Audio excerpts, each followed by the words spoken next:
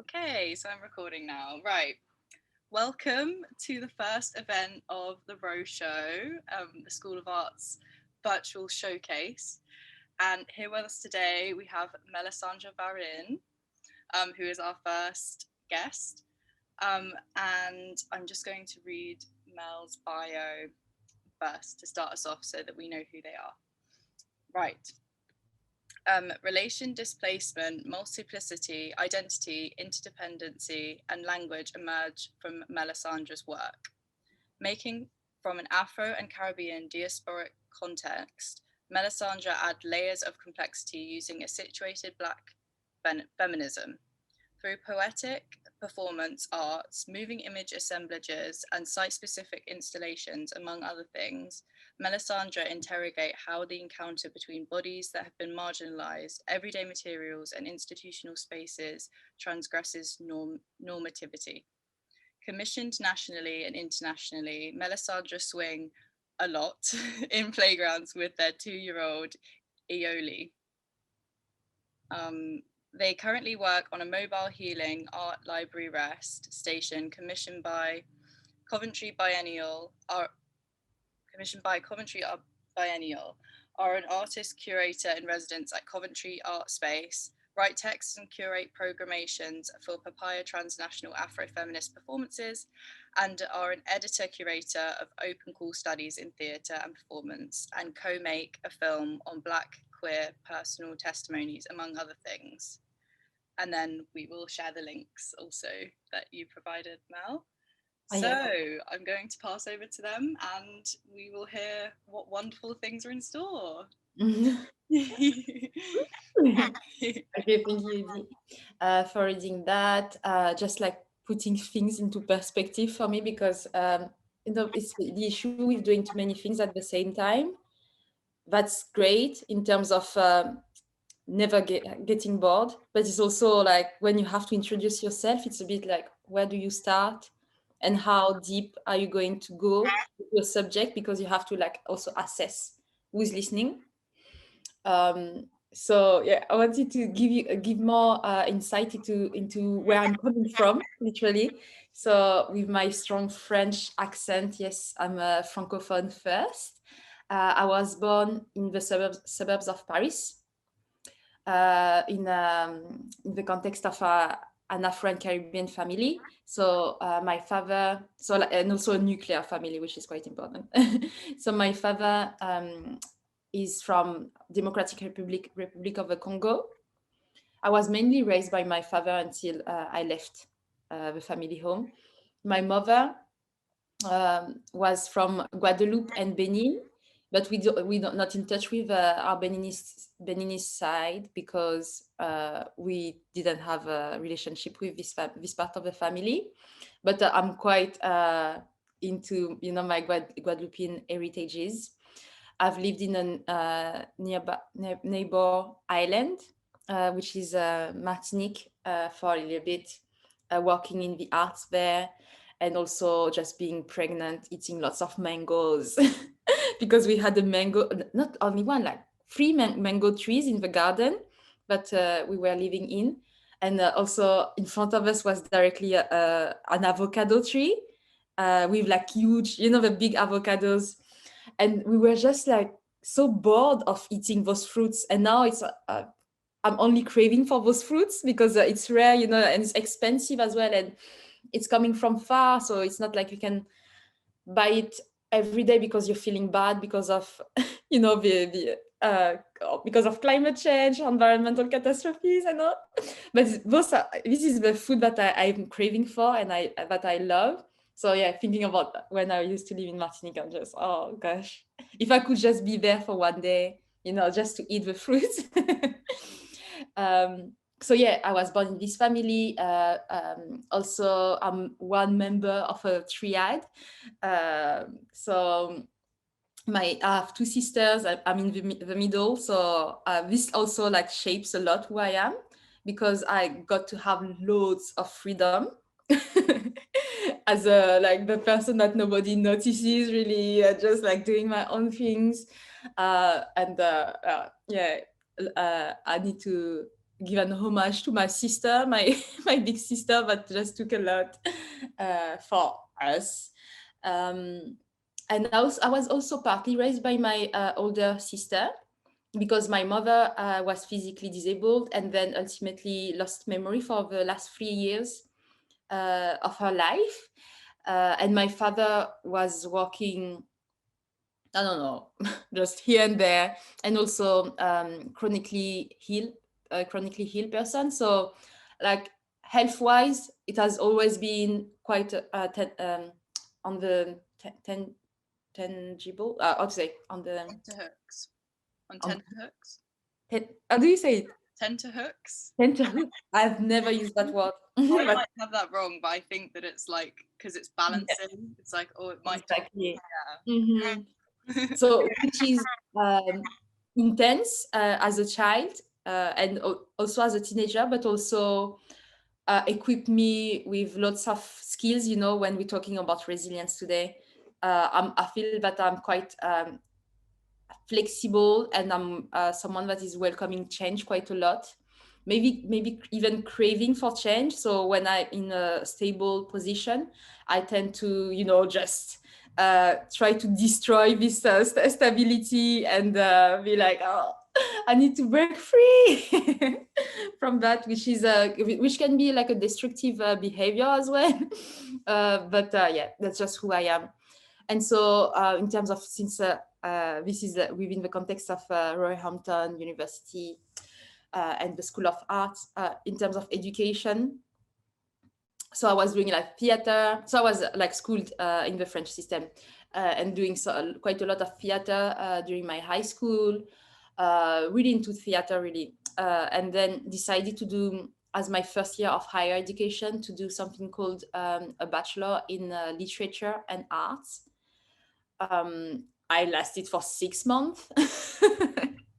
It was quite intense, but also like the freedom that you get. I don't know. So I was 18, and it was my first time studying in Paris, meeting lots of people from all over in France.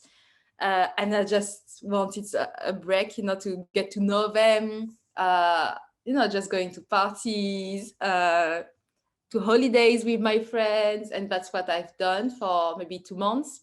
And then I wasn't up to going back to this degree anymore. So I stopped.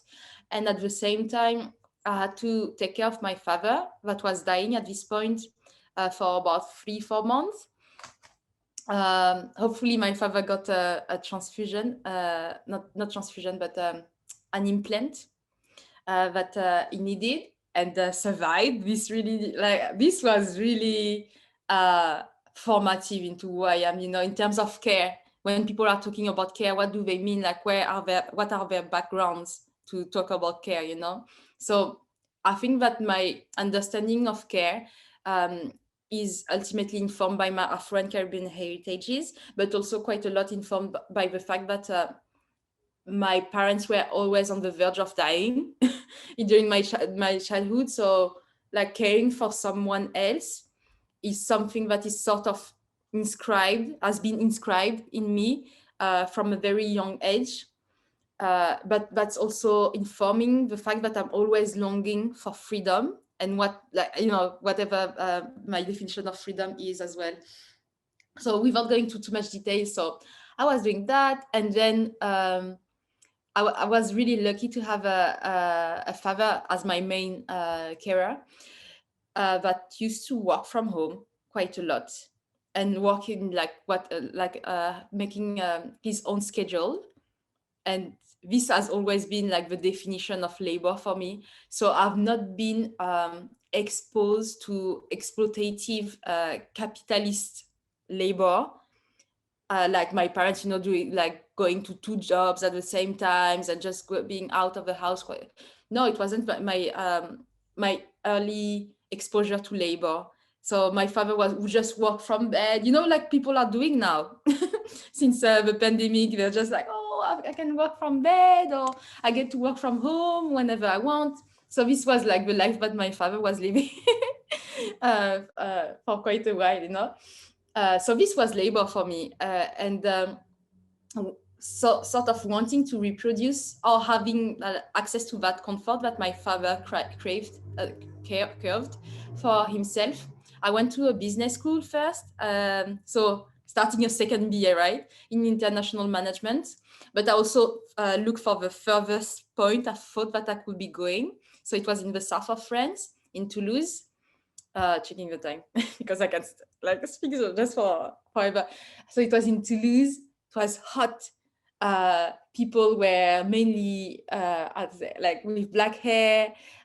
I don't know, like it was really exotic for me. Like people tend to, I don't know, I saw them as taller. The language, the French was not the same. So it was definitely like my first time abroad, as you know, outside of my sort of semi-deprived suburb where I used to live. And it was really far from my relatives. So like always with this mindset of like, I need to break free from all of that.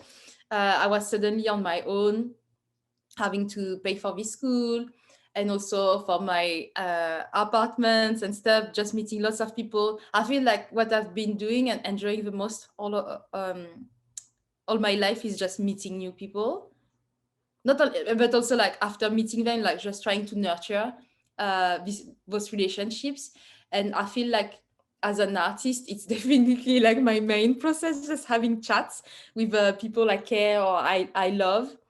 And this is definitely like the main source of inspiration. So I went to that business school. I got a chance to live in China, in Shanghai for a year, as I took a gap year. So I studied Mandarin. So I was really interested in, you know, the calligraphy. I don't know. Yeah, I think it's in an English word. Calligraphy process, and just curving an in-between language for myself. So French was my first language. Then I studied a bit of English, but I was so bad. But I think I was speaking better Mandarin at the time than than English, really. So I was really interested in using, you know, my French modes of understanding, coupled with elements of English and Mandarin, and to try to make my way around that. So language is definitely a very important part of who I am and what I'm interested in, and how I weave my art practice as well.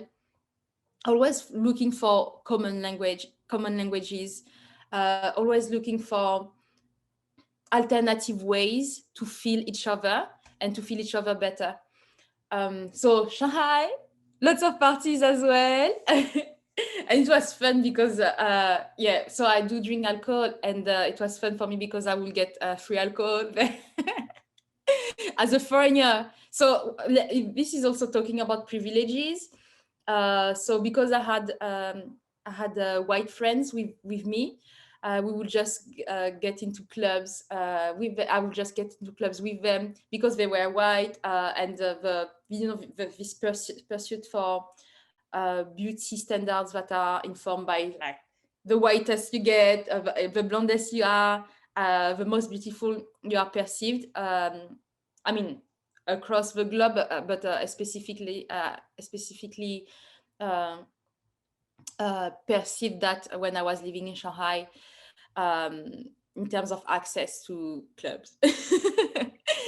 And I also traveled a lot, hitchhiking, just learning, you know, languages, cultures. I love to eat, once again, going back to food. I want to go there as well. I don't know if it's the sun, but I'm just like dreamy, so dreamy today, and just dreaming about going back to the places that where I've set foot on quite a lot. I'm melancholic today. So this, and then when I came back to finish my degree, I was longing to go back to Asia because I feel like it's definitely became a big part of my personality, you know, this connection with Mandarin as a language, but also with some Chinese cultures.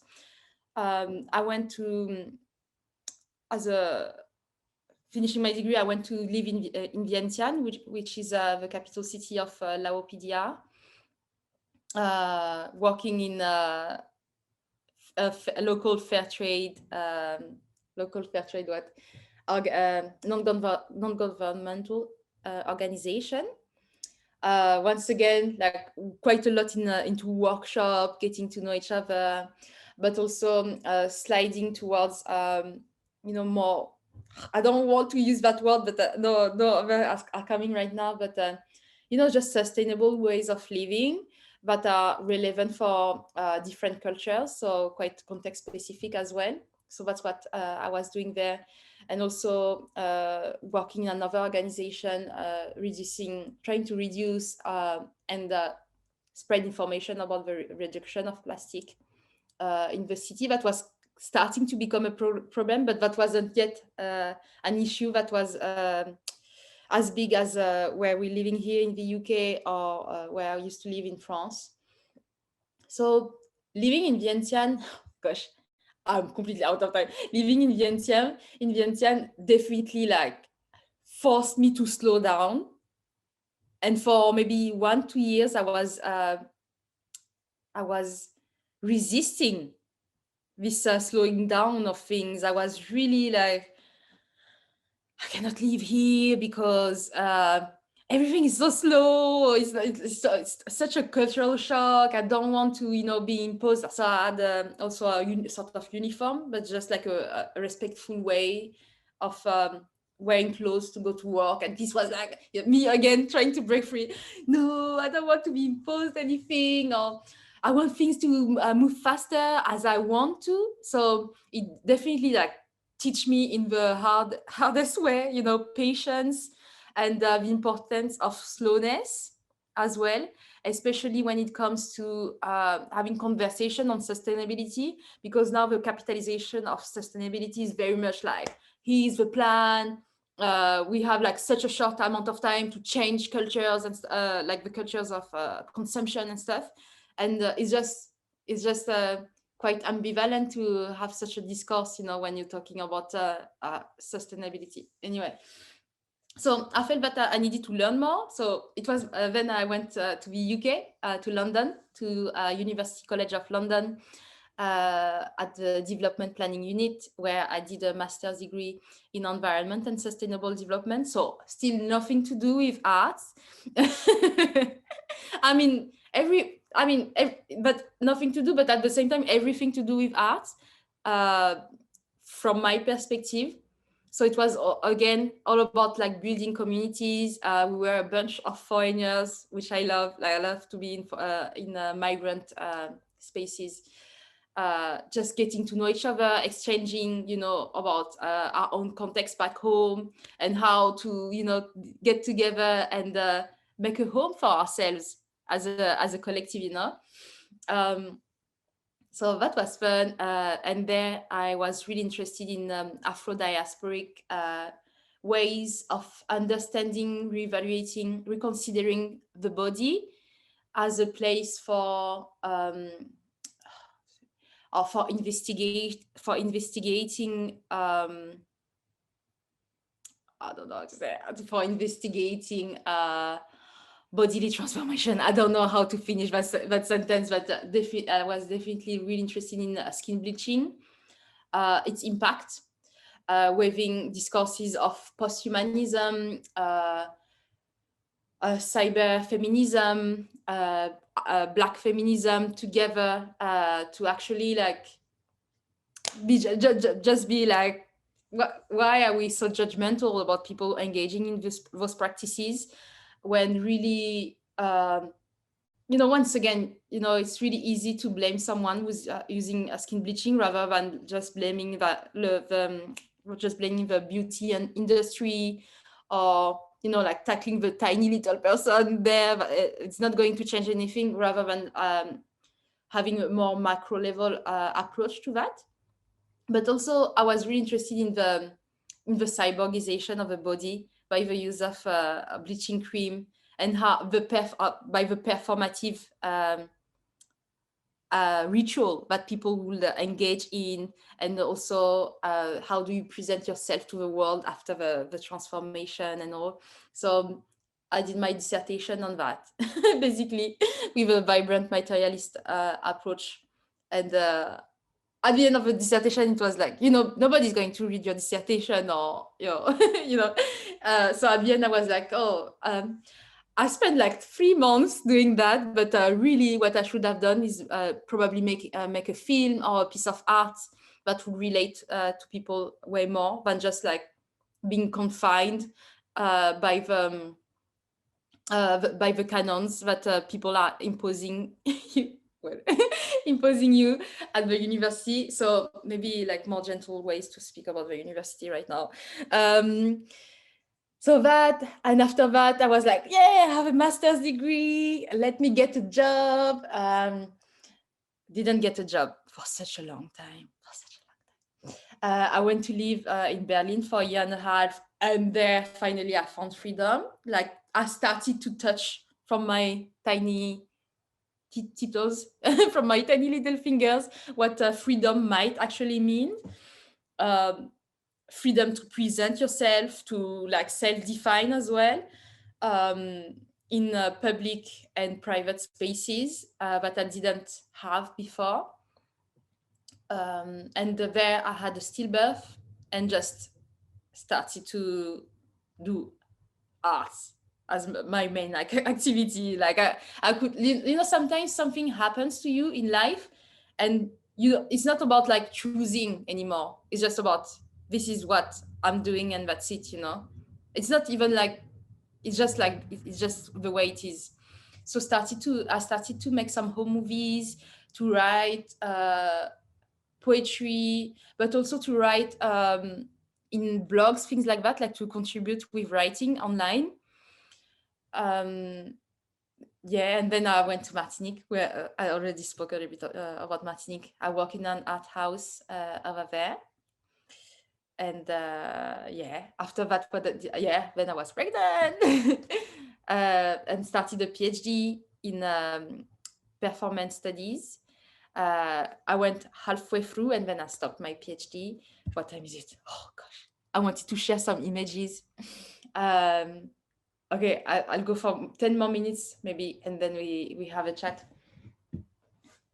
And once again, like, although I've lived in many different spaces, many different cities, it has always been, I've always felt quite overt in those cities, whether it was like overtly overt when I was living in China, in Shanghai, or in other cities, like people speaking about me, like right to my face, like, you're black, can I touch your skin, really like overt curiosity / racism.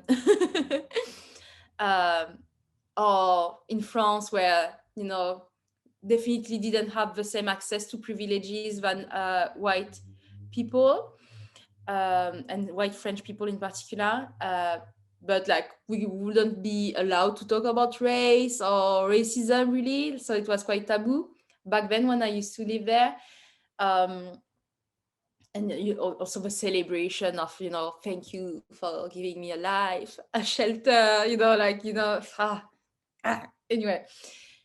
And so going to a white institution in the UK, so I was studying at Warwick University in a white department, as in all the staff were white. Most of the PhD students, like almost 98% were white as well. So it was not like, oh, suddenly I'm in a white space, because I knew white spaces before. But it was a point in my life where I couldn't compromise with that anymore. Maybe it's age. I don't know. But I couldn't handle it anymore, like having to translate so much of my experiences before actually getting to the flesh of my PhD study. Sorry. So yeah, I stopped last year, and it took me quite a while to recover from it, and but also brought me so much like beautiful friendships with people, and also so much more understanding than before entering this institution. So I'm not going to say that I'm grateful for that, but I mean, everything happens for a reason. And after, so from last summer, I'm working as a full-time artist. Well, full-time. Sort of, like sometimes it's more than full-time, like sometimes more than full-time, so other times just like, you know, quite part-time, but I'm surviving with my art, which is great. I wasn't expecting this as soon as early in my career. It's not. So yeah, maybe what I do now. Yeah, I'm going to share some images now because I'm speaking so much.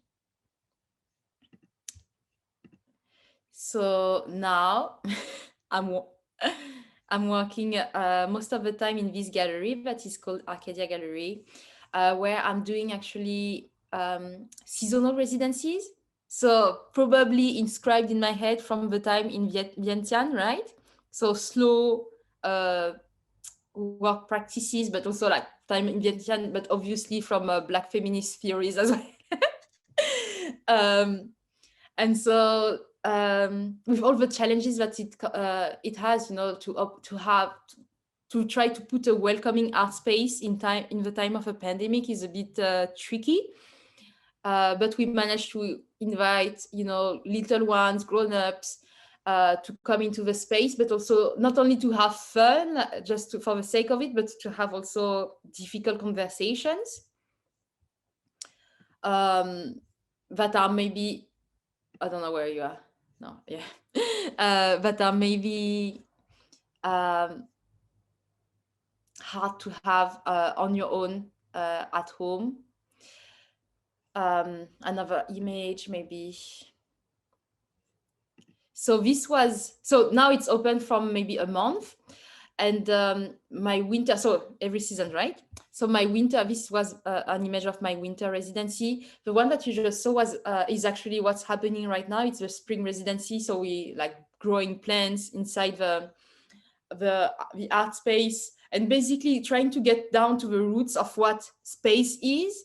So instead of considering it as a clinical white cube space, we actually like that's what it is. What this is a land. So if we are in the context of a revolution and that we are reconsidering art spaces as what they are ultimately, land, what can we grow in the space? So it's not only about growing plants, but it's also about growing relationships with one another in the context of the local city I'm in Coventry. But also like growing nearby one another, including more than humans, non-humans. So this is an image of the winter residency. So it happened in February, March, when all art spaces in the UK were closed. I think it was lockdown number 3. I'm not counting anymore. And so the challenge was actually to put something up relevant to myself and my communities, but also something that will resonate with, this gallery is in an arcade. Lots of different people are passing by from different class background and race and ethnicity background as well.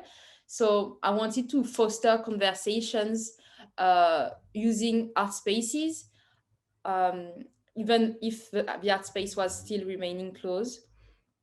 So to do that, people will just call a number and leave a message to the gallery, and then the recording of it will be compiled. For this, what time is it? Yeah, for this shopping cart. So yeah, I'm using quite a lot of queer usage as a practice. So I take something that was made for a certain purpose, and literally this shopping cart, it was the symbol, the embodiment of what we were able to do during lockdowns, like just shop. And so I queer used it with black extensions, black synthetic hair, stuff that I would found between this gallery and where I used to live, a cooperative housing project Coventry Peace House. And I was heavily inspired by the work of Nari Ward, sorry. Yeah, that's it. And behind me there is also maybe a better view on that. You're still here, good. Behind me is a graveyard of books. So I'm going to briefly talk about, where is it? Share mail. About this book project that I'm really happy to do. So this is basically like the seed of the BOOK, Building Our Own Knowledge project, when I started to gather together books by Black authors, so Black artists, activists, writers, poets together. So I'm curating this library space that is basically going to be a former caravan transformed, converted into a healing space. So there will be those books, and we also like the collection is bigger now. Those books, and also an art space with art from artists from the West Midlands, Black artists from the West Midlands, and also a rest station, just a space to, that would be cool for you, Eddie. Just a space, you know, to lie down and just soak inspiration from Black artists, from Black authors, whatever, from Black beings in, you know, and so you lay down or you just like read in this rest station. There is also a retractable desk where you can write. Hopefully people will also be able to climb up the caravan, just to like, you know, observe. It's quite cheesy, but gosh, this is what life is about. Just able to look at the sky, the stars, just tan with your book, nearby healing plants, so like different sorts of time, I don't know, like different healing plants, and also inside the gallery there will be the gallery and inside the space there will be aloe vera, which is the first healing plant that my grandmother introduced me to, and they grow beautifully in Martinique and Guadeloupe as well, and here as well, you know, like everywhere I go I have an aloe vera. Such a beautiful plant to observe the growth of, you know, in terms of rhizomatic thinking. If you think about Edouard Glissant, I mean, this is the embodiment of that anyway. And so, yeah, with those aloe vera, people can just like take some of it, you know, put it on their face or make a special juice. There will be a tea station as well to offer tea, not only to yourself, but like to people, beings around, and to the communities the library will be attached to. So it's not an all-in-one space. So you actually have to, you get this solitary rest as a resident, because we're going to have a series of residencies inside, but you also get to, how to say, like to engage with the communities where the library is inscribed in, to go to the toilets, to eat, to offer some tea, you know. So I'm quite interested in coming back to this preliminary conversation we had on care. I'm quite interested in the entanglement between self-care and collective and communal care. There has been quite a lot of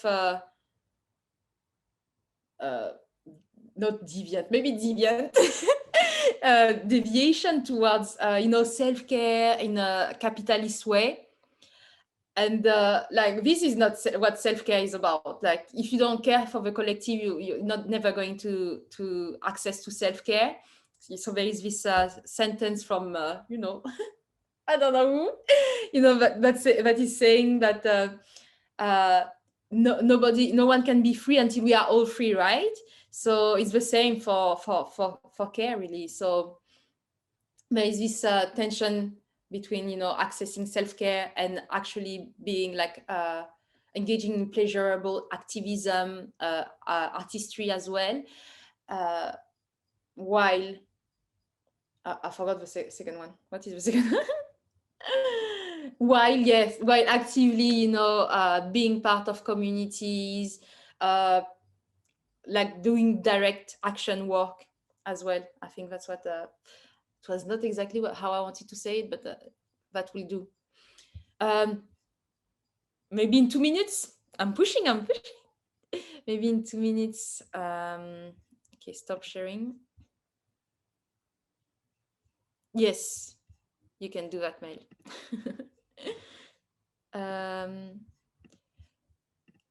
So I said that my practice doesn't have boundaries. So I don't know if I said that.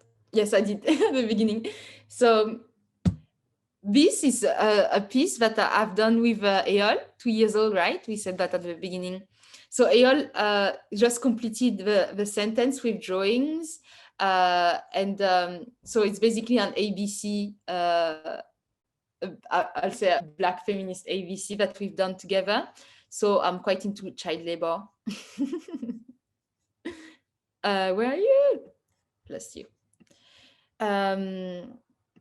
As a way to, you know, to connect with my child, and also to access playfulness, because as I said at the beginning, you know, where my childhood wasn't quite as playful as it could have been. I wanted to share a film, but that's fine because we don't have time. Oh, I think this is important. Okay. Share sound. When making work, and then this will be the last thing I'm going to share. When making work, do you see my screen? Oh, I'm screen sharing. Okay, sorry. So you can actually see the my messiness. When making work, so there is no distinction between me as an activist and me as an artist. But when making work, it's extremely important for me to make sure that I do understand the context of those who have been the most marginalized by the system where I'm working. So I don't know how long this. Oh, I shouldn't have done that. So I'm sourcing lots of inspiration from the friends and people that are around me. And for one of the pieces that I've made, I don't know, 3 months ago, I used as an inspiration my friend's speech on the importance of leaders with lived experiences. So I'm going to make you listen to this. This is 25 minutes, so it's not that one. To a 2-minute, you know, speech offering, sharing from my friend, and then we can maybe go to the Q&A. Okay. Hi, I'm happy to be back. So when I think about lived experience leadership, I think of the quote by the Irish revolutionary James Connolly, who in 1915 talked about self-emancipation and said, "None so fitted to break the chains as they who wear them. None so well equipped to decide what is a chain." So what needs to be done? Get us on the agenda? Do you reflect the community? Look at who is on your board or your elected officials. Are we represented on there? We would, and rightly so, complain if a meeting about women's rights was led by a panel of men. I have spoken at different meetings, refugee meetings, conferences, and things like that. As you organize your meetings, can you invite us as guest speakers? Because sometimes I hear about our stories where I'm in the audience and those stories being told by people who are not like me. It's from people who are well-meaning, but not necessarily us. So many of us, unfortunately, because of trauma, that we have suffered, or the lack of access to English language classes. We can't speak English properly. It is okay to talk in our language, just get us translators. We have so many things in common, as Joe Cox said. We have housing issues as everyone else. We're living in poverty, food poverty, and things like that.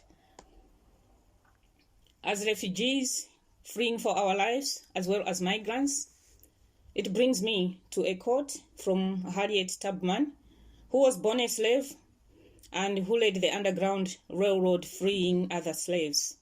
And I quote, "I had crossed the line, I was free, but there was no one to welcome me to the land of freedom. I was a stranger in a strange land." Thank you.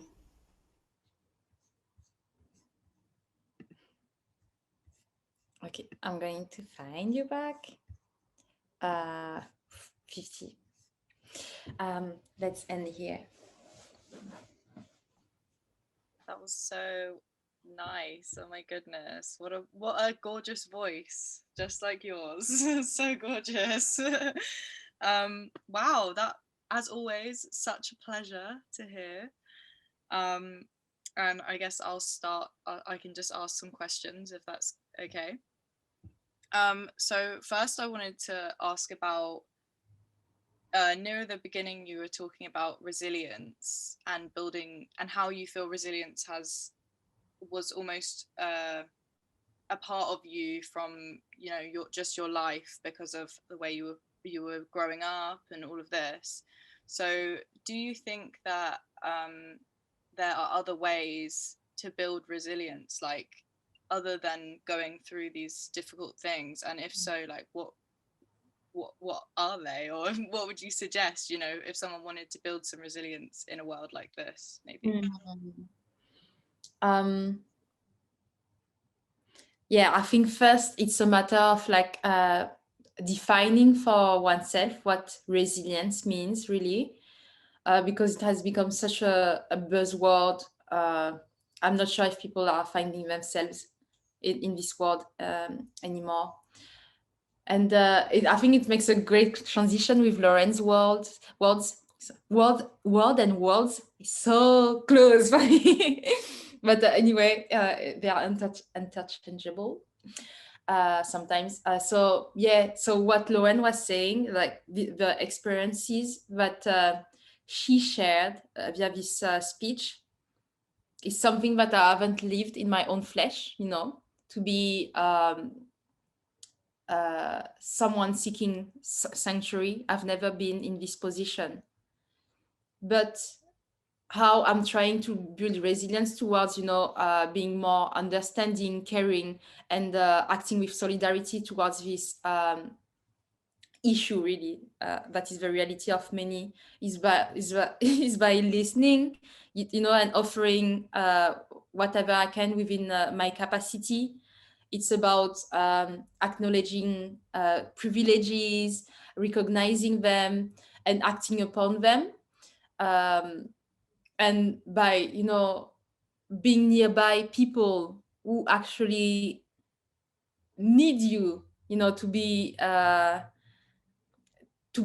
act in solidarity with them, so that we can grow, so like as caring, as care, right? Resilience cannot be something isolated. Like, it's not about like you as a human being being resilient, great, and so what, you know. It's about all of us coming together and allowing each other to dream bigger, so that we can actually transform, change of systemic oppressions. So it's not resilience for the sake of resilience. It's rather acting with solidarity as much as we can, so that as a collective of beings, we can be resilient. So if I didn't have this experience, or if you didn't have a similar experience than me or Loen, I think you can build resilience by you know, listening, observing, acting upon your privileges, redirecting your resources, supporting, you know, like there are so many ways. and it doesn't also, I should say that it doesn't have to be painful. Yeah. Yeah, I think that's what like I sort of was getting at, like, because it's similar, not similarly, but it struck a chord in my brain of like the things that I feel have made me the most resilient in my head have been painful things, and it just made me think like there are other ways to still get there and still build the character and the resilience and everything. Definitely, like that made me think about you know, tough love, like you have to be hard to children or to your partner or your partners, so that they like become more resilient. I think it's also like how our brain is programmed that makes us think that we got to be more resilient through tough experiences, and we often forget that maybe, you know, by being cuddled by your grandmother, you became more resilient, you know, by receiving this amount of love from friends and family, by receiving this opportunity, you also became more resilient. So we tend to use resilience as a result, you're right, as something painful, what we should really be more be understood as something broader than that. Absolutely, yes. I have another question related to this actually, because when you mentioned as well about self-care becoming so capitalized, that is just obviously so true, just so true. And it made me think about how, so as a, like you said, as a creative who is working full-time, part-time, like all the time, but you know, like you're balancing your own situation, you have your child as well, like what are your do you have self-care practices that you label as that? Do you have a structure for that, or is it just sort of, you know, you just exist and you see, or do you have to have sort of a structure to try and balance everything? Definitely. I didn't think about one of the the greatest thing that I'm involved in, I think, is a project, the transnational afrofeminist performances that we're making like between this year and 2022, hopefully more than that, with friends. I mean, they were to me artists at the beginning when we got introduced by an Afrofeminist organization in Luxembourg. It was back in 2019, and they've become friends. And the way we work together is quite funny. Like we laugh a lot, and we go through, you know, loads of difficult situations together. So it's been like almost 2 years we're working on this project. None of us has been paid by that, but the amount of love, of self-care that these projects allows us to access to is like invaluable. So for me, the self-care in my work, I don't know, I don't really divide like work life and fun life, but in my life is laughing with my friends and collaborators, artist collaborators, you know, gifting them with offerings, presents, and vice versa. It's also about being able to bring the fuller version of myself to the spaces where I'm in. So whether it's me working at the gallery, me working this caravan, or me, you know, on Zoom, or me actually like I would say withdrawing myself from hostile environments like I experienced at Warwick University, or from hostile collaboration that I've had. So it's not only like a blue sky and, you know, the sun coming to your skin. Sometimes, you know, you just engage in collaborations that go wrong. So I had an experience of that. It was in December, I think, January, where I was collaborating with a white cis man and didn't go well. And so in terms of self-care, it was me to tell the founders that actually like this is not, for this and that reason, this is not right to me, and I need to withdraw myself. So how do we make that happen, you know? And also, like, in really basic terms, having a bath sometimes, like, and reading, you know, accessing open access knowledge in my bath is something that I love to do. Self-care by, so now there are 3 days a week when I'm not working. And this has been imposed by me homeschooling Eole with my co-parents. So I have 3 days with Eole, and I'm just not working. I'm not here for Zooms or whatever. I'm not working. Or maybe I'm working when I go to community gardens, but this is fun to me. So fun work that I can do with Eole. So this, I'm quite strict. It's only been 1 month though. I'm quite strict with, you know, these are my holidays. So I have holidays every week for 3 days. When I'm just going to playground, going to the forest, putting my feet on the ground, calling my grandmother, you know, this is, so all the things that I said for self-care is really like collective care ultimately, you know, because even the most, I think, selfish thing might be like me taking a bath and reading in my bath, but this actually allows me to absorb knowledge that I can then share.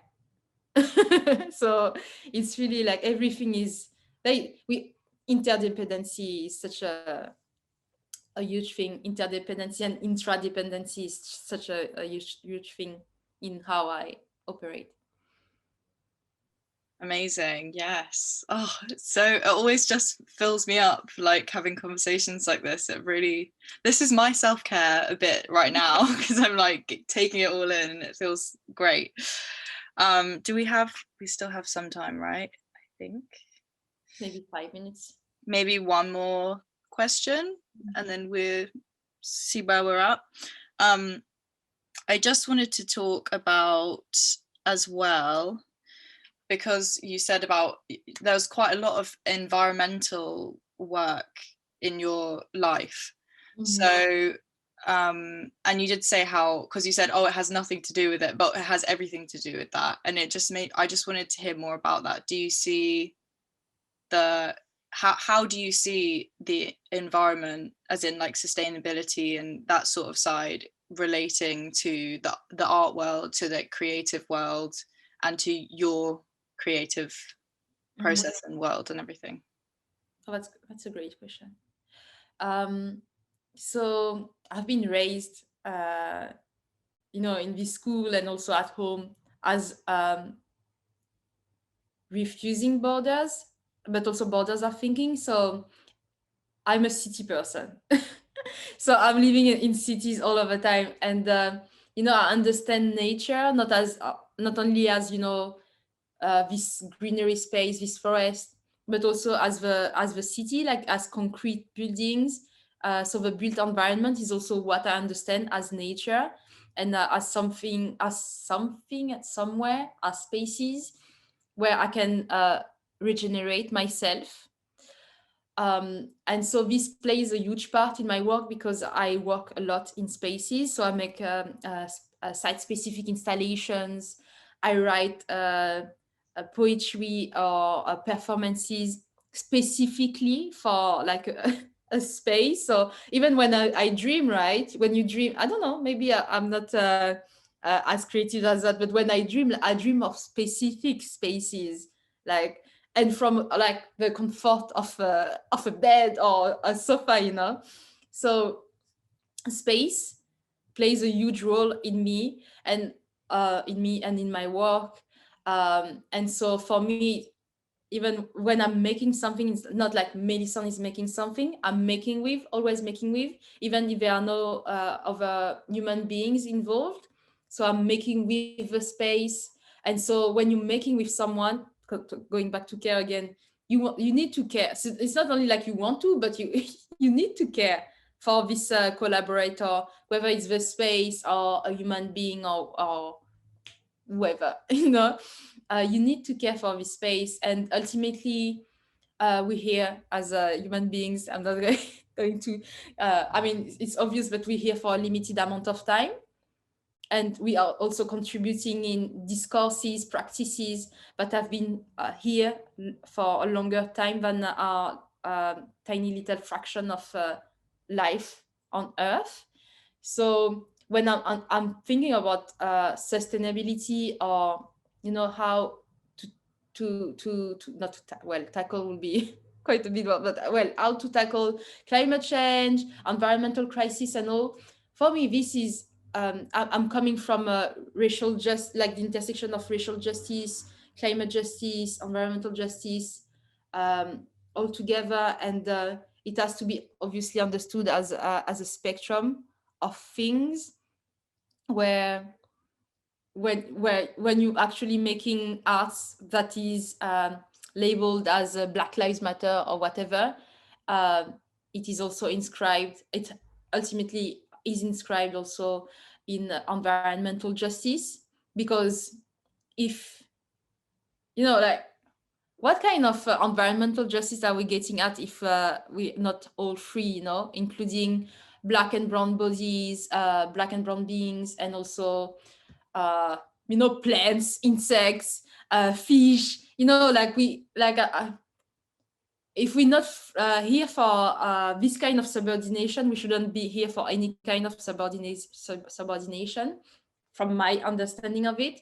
So I don't know, I'm a human being, and I need to breathe, in the many different understanding that of this statement, I need to breathe, so